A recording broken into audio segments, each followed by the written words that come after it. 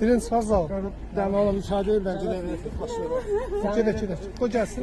Gözlə dilin qatlasını çıxarsın. Başa gəlir. Dilin qoyma gəlsin. Gel otur maşına. Kes arkadan.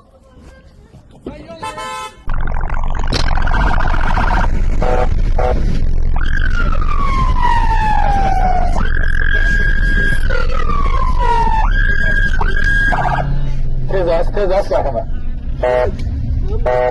Arkaya sür. Sürekli yol aç.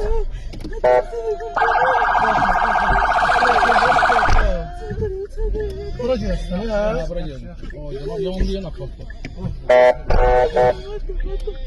Motorumuz yandı. Uyanlar atalım keseceğim.